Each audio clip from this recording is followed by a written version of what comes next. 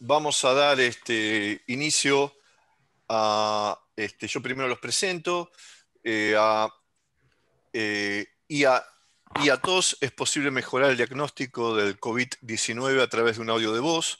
Los va a presentar el doctor Santiago Esteban. Santiago Esteban es médico de familia y magíster en salud pública por la Universidad de Harvard y gerente operativo de gestión de información y estadísticas de salud del Ministerio de Salud de la Ciudad de Buenos Aires. Investiga sobre qué funciona y qué no funciona en salud pública. También Dawon Choi es el segundo autor, director general de Ciencias de la Información en el Gobierno de la Ciudad de Buenos Aires, y David Trejo, que trabaja en la gerencia operativa de habilitadores tecnológicos también del Gobierno de la Ciudad de Buenos Aires.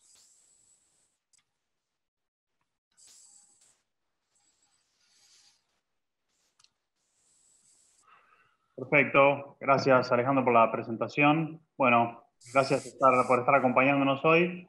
Y hoy, bueno, la idea es contarles un poco cuál fue nuestra experiencia con esto. Hay mucho de lecciones aprendidas y mucho también de compartir experiencias técnicas, si se quiere, respecto del desarrollo y una gran parte de lo que fue el trabajo en conjunto de distintas áreas dentro del mismo gobierno que creo que es una de las mayores aprendizajes de este trabajo conjunto que hicimos. Entonces, esto obviamente tiene como, este proyecto tiene distintas dimensiones. Una de ellas es los aspectos relacionados con la salud, el contexto, el proceso de diagnóstico, etcétera, y otras obviamente más relacionadas con lo técnico específicamente, de las cuales van a estar contándonos en detalle David y Dawn ahora en un momentito.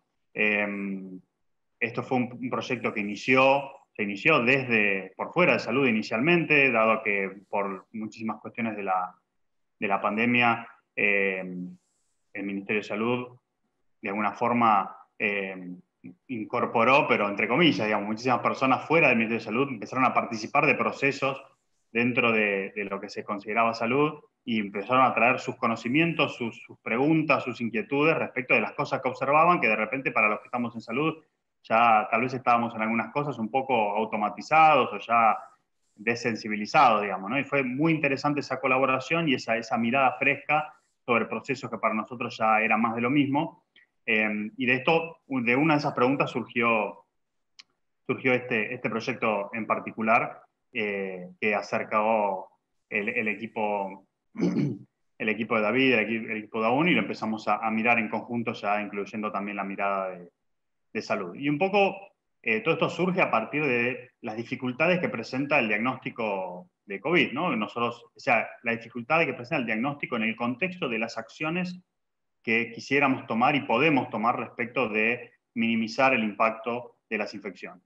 Y para eso una de las grandes dificultades justamente es que del total de personas que tienen la infección,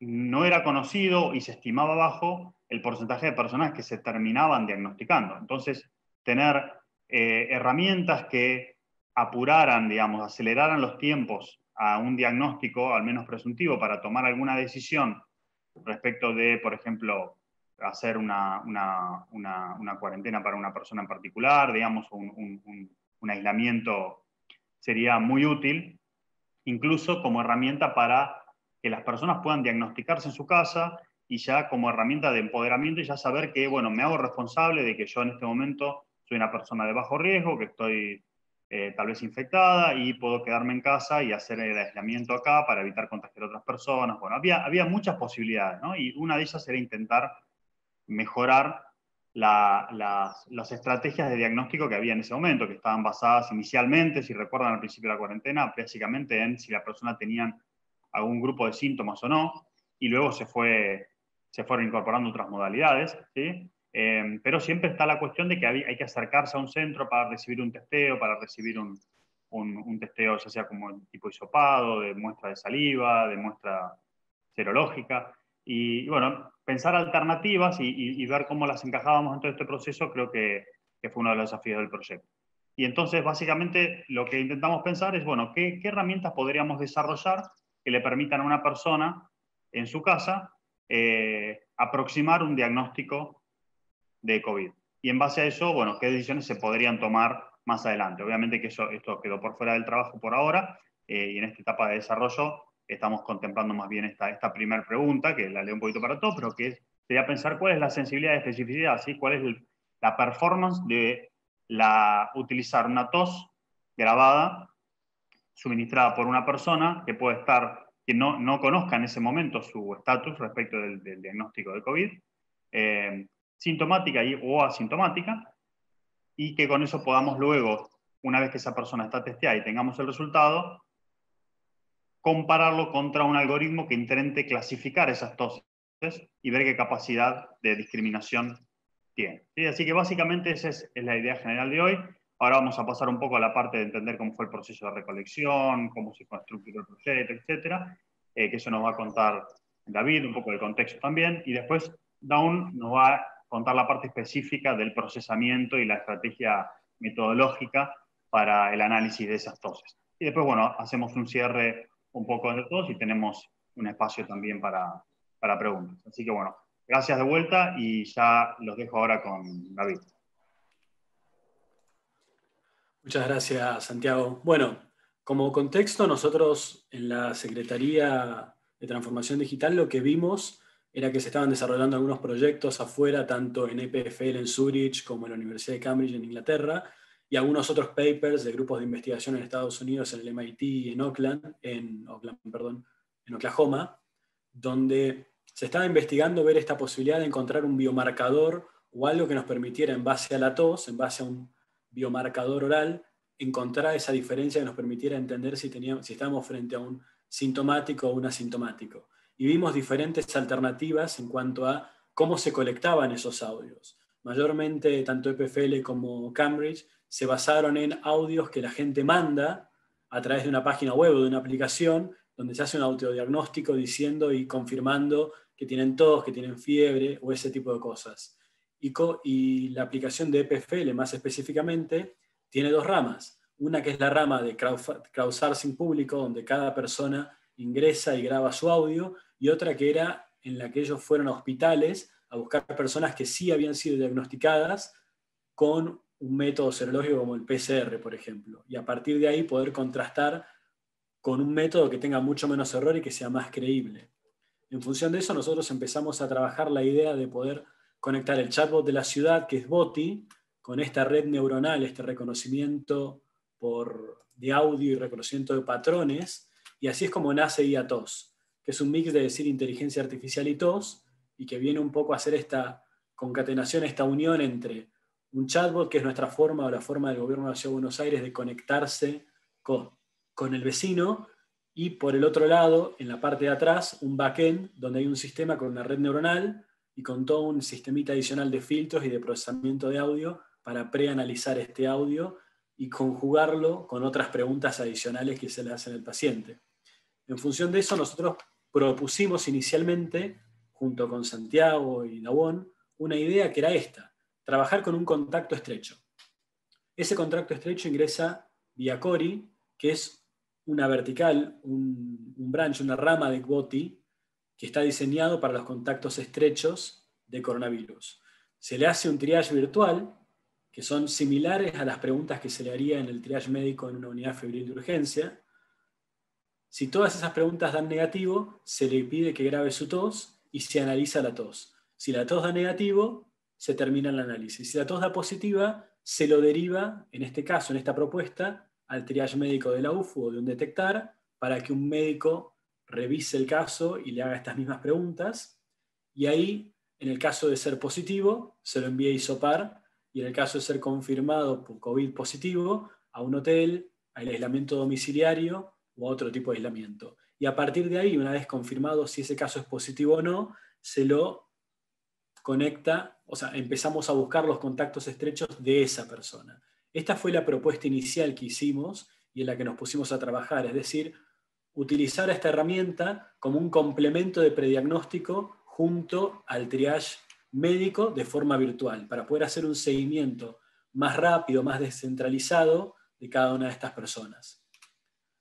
Para esto, junto con Santiago y con Dahun, trabajamos en un protocolo que se presentó en el Comité de Ética del Hospital Elizalde y fue aprobado el 11 de agosto, y a partir de ahí comenzamos con una estrategia de recolección de 5.000 audios, entre los cuales hay audios positivos y negativos, para poder trabajar en la clasificación y en el entrenamiento de esta red neuronal.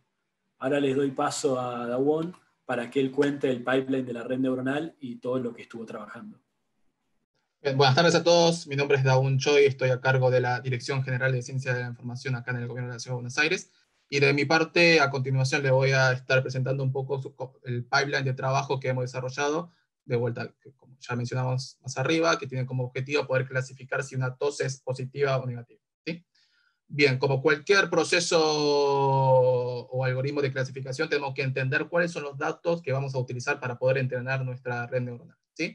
En ese sentido, hoy tenemos acumulada 2.462 audios, de los cuales 947 son audios positivos, 1.515 audios negativos, que provienen de 1.045 pacientes únicos, donde la distribución es 400 pacientes positivos y 645 negativos. Hay simplemente un comentario donde dice OGG, es el formato de archivo que WhatsApp genera, que es un poco lo que comentaba David de donde estamos recolectando estas dosis. En cuanto a la distribución de género, tenemos un poco inclinado para el género femenino, donde presenta 54,3%, 45,7% para el sexo masculino. Y en cuanto a la distribución de edades, vemos que el rango que predomina es el rango que va de 21 a 40 con 60,8%, y el que le sigue es el rango de 41 a 60 con 27,3%, como se ve en esta tabla, ¿sí? Básicamente con este primer análisis podemos entender cuál es la dimensión de los datos con los cuales vamos a estar trabajando para nuestra red. Siguiente. Bien, como segundo paso de este pipeline, lo que hacemos es procesar las imágenes, ¿sí? Más precisamente lo que hacemos es, o básicamente mejor dicho, lo que hacemos es transformar esta señal que son audios a imágenes, ¿sí? Y precisamente lo que hacemos es transformar estas señales en espectrogramas, ¿sí? Para esto utilizamos distintas técnicas donde transformamos estas señales que están en el dominio de tiempo al dominio de frecuencia, ¿sí? Para esto utilizamos transformada de Fourier en tiempos cortos, donde llevamos cada frame, ¿sí? de segundo al dominio de tiempo, ¿sí? Después apilamos cada uno de estos frames de manera continua, así podemos generar estas imágenes, ¿sí? Como resultado de este proceso, y sobre esto lo que le aplicamos es una segunda transformada, una segunda conversión, donde llevamos estas frecuencias, ¿sí? a la escala de Mel, ¿sí?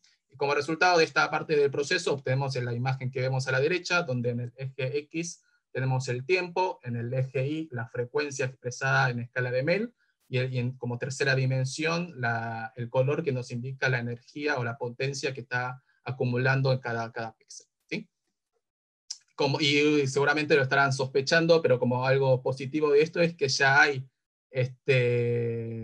alguien por nosotros desarrolló y codeó esto. Nosotros venimos utilizando una librería muy interesante que se llama Librosa, es un paquete de Python, que bueno, tiene muchas funciones ya desarrolladas para poder aplicar este tipo de metodología. Bien, ya a este punto contamos con nuestra materia prima, que son los datos, para poder entrenar nuestra red, ¿sí? Para esto nosotros venimos utilizando como framework TensorFlow con la API de Keras, utilizamos una arquitectura ya preentrenada de la familia ResNet, ¿sí? Que ya está preentrenada con imágenes del banco de imágenes de Imagine, ¿sí? Y como cualquier flujo de aprendizaje automático, lo que hacemos en esta instancia es dividir el set en 80 y 20, 80 para entrenar y 20 para testear, ¿sí? Acá un comentario interesante es que como nosotros necesitamos mantener, digamos, la representatividad según lo que vimos en uno de los slides anteriores de los datos, estratificamos según el rango de edades, género y si tiene síntoma o no, como para poder tener sets homogéneos entre set de entrenamiento y set de evaluación, ¿sí? Y como se puede ver en la imagen de la derecha, como resultado de esto, lo que obtenemos son imágenes con su label correspondiente, si es una imagen o un espectrograma que proviene de un paciente positivo o si es negativo. Lo que va a tratar de hacer esta red es justamente encontrar estas patrones ocultos o estos patrones latentes para poder encontrar la diferencia. Siguiente. Bien, en cuanto a la fase de evaluación, la métrica que estamos utilizando para poder medir la eficiencia de nuestro modelo es el área bajo la curva ROG, ¿sí? Acá en este gráfico lo que podemos ver es la evolución de esta métrica de acuerdo a cómo nosotros vamos aumentando la cantidad de audio, ¿sí? Como se puede observar acá, la métrica está rondando de 0,6 a 0,66, con lo cual, si bien no podría obviamente podríamos seguir trabajando, ya es un signo bastante alentador de que ya existe una posibilidad de encontrar separabilidad entre estas toses, ¿no? Nuestra estrategia en ese sentido, como próximo paso, es obviamente seguir aumentando la cantidad de toses por un lado, y después como estrategia más en torno a la red neuronal es probar distintas arquitecturas, probar distintos hiperparámetros, distintas combinaciones de hiperparámetros, probar distintas estrategias de preprocesamiento del audio, como para poder tener una métrica más fiable y estable de esta red. Siguiente. Bien, por último, como producto, ¿sí? Creemos que puede haber diversos lugares donde esto podría estar productivo, ¿sí?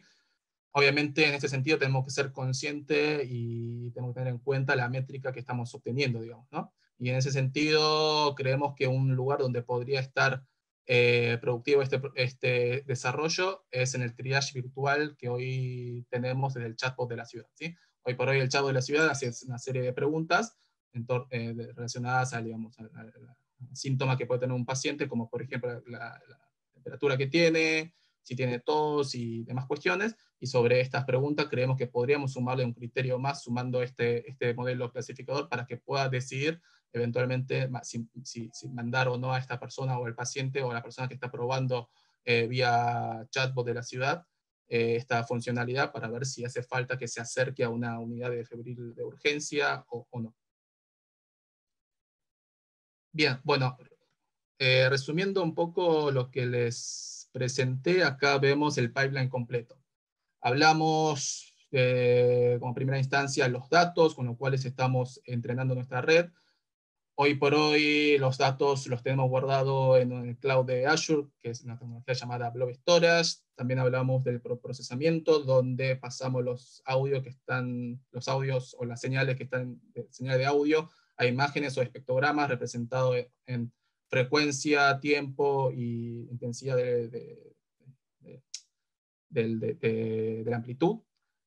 También hablamos un poco de desarrollo, de la arquitectura de nuestra red, donde utilizamos TensorFlow como nuestro framework, Python como nuestro lenguaje de programación, y también hablamos de la métrica que estamos utilizando para nuestra red, ¿sí? El área bajo la curva ROG es la métrica que estamos utilizando para poder medir la eficiencia de nuestro modelo, pero también creemos que dependiendo del propósito, dónde va a estar el producto, tenemos que poder también medir otras métricas, como es el caso de recall y precision, donde dependiendo de vuelta de dónde va a estar el producto, seguramente podríamos evaluar dónde vamos a penalizar, si vamos a penalizar más los falsos negativos o los falsos positivos. Y también, bueno, algunos productos que, bueno, como les comentaba anteriormente, una aplicabilidad sobre esto podría ser en el triage virtual, donde hoy está funcionando el chatbot de la ciudad.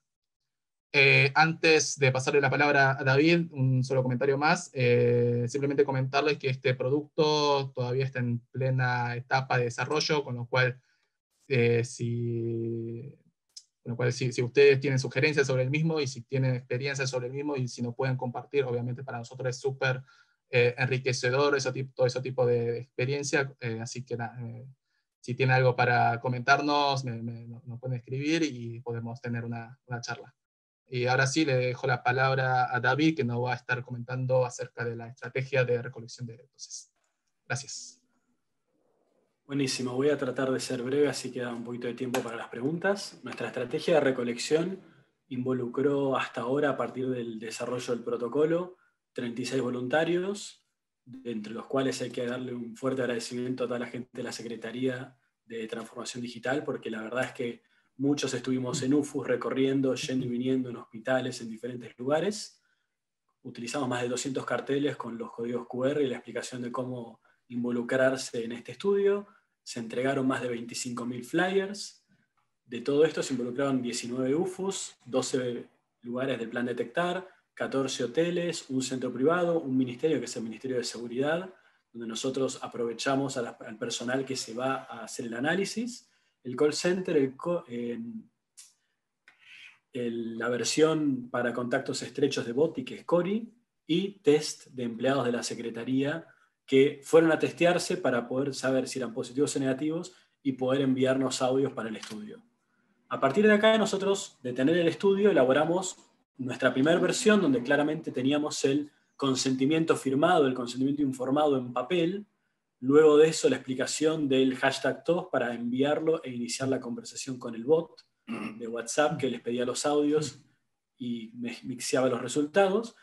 Pero después nos dimos cuenta de que era un problema estar dándole un papel a una persona potencialmente positiva o negativa y pedir que esas personas estén todas compartiendo una lapicera o usando lapiceras nuevas. Y a partir de ahí es que nosotros desarrollamos una segunda versión donde el consentimiento informado fue digital. Y ese es uno de los aportes que quedan a partir de toda esta experiencia, que fue haber digitalizado una etapa más del proceso de un estudio de salud, que es este consentimiento informado donde un médico le explica a una persona todo esto, pero la aceptación se hace de forma digital. El proceso involucró flyers, pósters, colocación en UFUs, recolección en diferentes lugares y también un montón de tiempo explicándole a cada una de estas personas y capacitándolas para que expliquen cómo era el proceso de estudio, cuántas toses se les iba a tomar. Esto involucró la definición por parte de salud de durante cuántos días podíamos tomarle una tos a una persona a partir de su hisopado para poder tener ese dato como válido luego en el dataset de entrenamiento de la red neuronal. Hasta ahora, esta es la evolución de la recolección de datos. Tenemos 4.056 audios recolectados al día de ayer, entre los cuales hay un mix bastante parejo de positivos y negativos. Y con esto le quiero dar paso a Santiago para que cierre con las lecciones aprendidas que tuvimos del caso. Bueno, y algunos comentarios así finales en realidad, pero como para abrir un parte de la discusión. Creo que uno de los puntos más interesantes lo comentábamos al principio y tiene que ver con la integración de distintas miradas para resolver un problema. Obviamente buscando una especie de interdisciplinariedad que nos permitiera generar nuevas ideas, que hubiera sido muy difícil desde las miradas individuales. Por supuesto, otro de los puntos que destacamos acá es cómo incluir la herramienta dentro del proceso diagnóstico y no pensarlo algo aparte, ¿sí? Como que es algo que la herramienta en sí misma puede servir, sino más bien que tiene que entrar dentro del proceso, y eso también fue un resultado de las miradas en conjunto de los distintos equipos. Y en eso justamente este tema, ¿no? De, bueno, cómo valoramos los errores o los aciertos del algoritmo. También no es una métrica que se pueda analizar por separado del proceso diagnóstico, ¿sí? Del contexto en el que se va a usar. Y el peso que le vamos a dar a los falsos negativos, a los falsos positivos, va a tener que ver con qué lugar ocupa el algoritmo y en qué momento del proceso diagnóstico. Y por supuesto, como esto requirió una implementación gradual, que muchos de los planes originales fallaron, tuvimos que reformularlos, como bueno, algunos de esos ejemplos los nombró David, y esta idea a veces de mantener muy vigente, especialmente cuando son proyectos bien exploratorios como es este, donde estamos arrancando con una idea que todavía no hay evidencia clara en otros lugares de si funciona o no. Esta idea de no optimizar prematuramente, digamos, no intentar automatizar, hacer que todo funcione a escala, etcétera, antes de siquiera saber si tenemos algo entre manos que sea útil y pueda servir para algo. ¿Sí? Son todas cosas, creo que nos han resultado bien claras después de estos primeros meses de trabajo conjunto. Y esto nos parece ya perfecto. Bueno, con esto ya queríamos darles las gracias por estar acá acompañándonos y dejarnos que les contemos nuestra experiencia hasta acá. Y por supuesto abrir a preguntas. Vi que había una pregunta ahí en el chat. No sé, Alejandro, las vas a ir nombrando vos. Y bueno, dejarles un agradecimiento.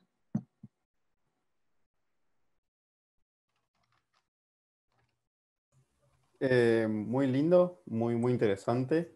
Sí, hay una pregunta de, si quieren se las leo, de Bernardo, y justo el apellido me aparecen los 3 puntitos, así que no puedo llegar a leer, pero dice, cordial saludo, una pregunta para Dagun Choi. Los datos del dataset de entrenamiento, ¿a qué tiempo de iniciados síntomas fueron tomados? Gracias. Bien, ahí es bueno, un poco lo que comentó David después de mi parte, ¿no? Acá lo que tenemos, lo que venimos recolectando es los audios post PCR, ¿sí?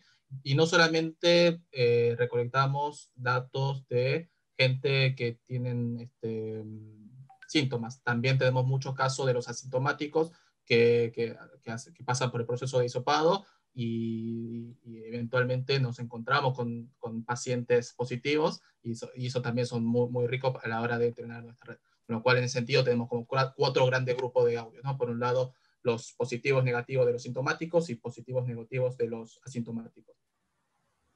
Entonces, sí, sobre esto, David o Santi, ¿quieren sumar algo más? Un comentario nomás, para una de la parte de la pregunta de Bernardo va hacia las fechas de inicio de síntomas, y bueno, claramente para los que eran asintomáticos no tenemos fecha de inicio de síntomas, tenemos la fecha de la toma de la muestra, y para los pacientes que son sintomáticos, lo que nosotros pudimos ver es que, digamos, como el proceso de toma de muestra de la tos era independiente del resultado de esa persona, o sea que solamente dependía de si la persona quería participar o no. Cuando comparamos las fechas de inicio de síntomas en los que resultaron sintomáticos, resultaban iguales a las fechas de inicio de síntomas del resto de las personas, o sea, aparecían como un subset de un modelo de una muestra al azar del total de personas sintomáticas, ¿sí? Y que en este momento en la ciudad más o menos está entre, el promedio está entre 2 y 3 días desde que comienzo de los síntomas. Buenísimo, ahí responde, gracias. Y otra pregunta de Diego Evin, que puso, muy buen trabajo. ¿Validaron la calidad de los audios o tienen un proceso pensado para calibrar las mediciones?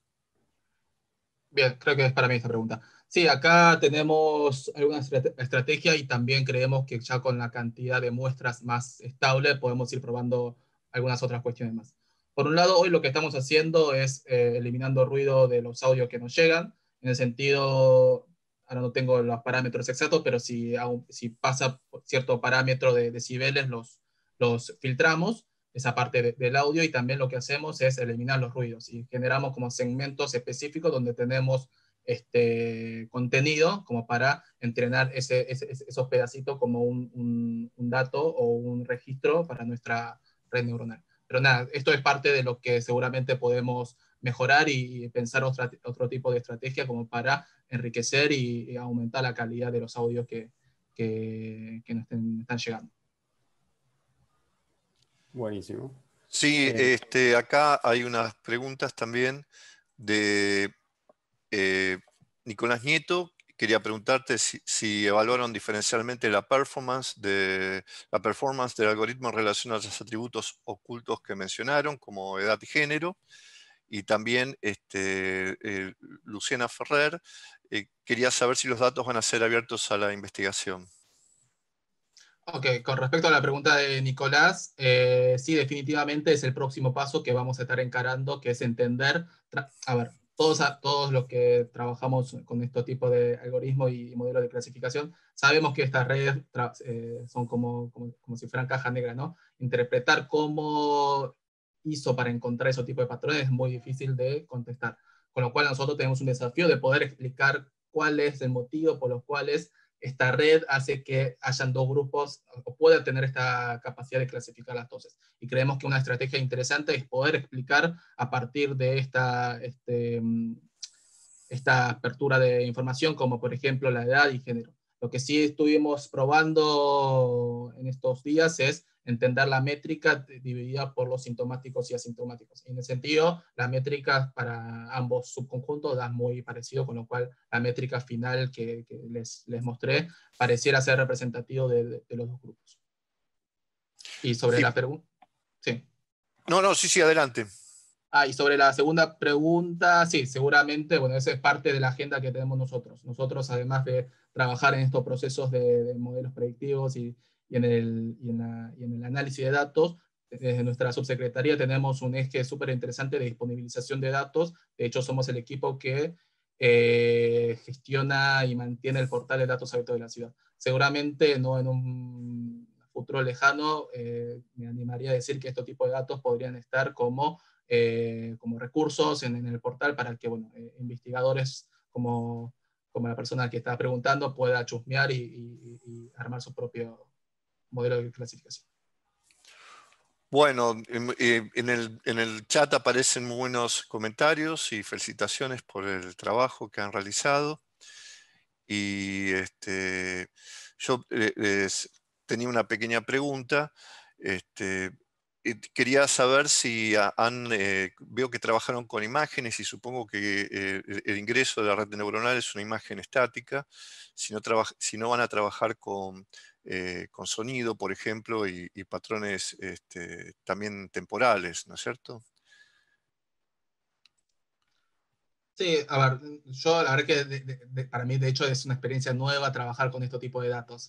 Yo vengo un poco más del mundo de datos más estructurados y tabulares, con lo cual aprendí muchísimo con el resto de mi equipo sobre esta parte del proceso. En cuanto a la parte, digamos, temporal, lo que sí tenemos en cuenta es que cada vez que nosotros armamos cuando hacemos la transformación de Fourier desde del dominio de tiempo al dominio de frecuencia, lo hacemos en cada uno de los pedazos o en cada uno de esos frames, con lo cual la parte temporal lo seguimos teniendo en cuenta.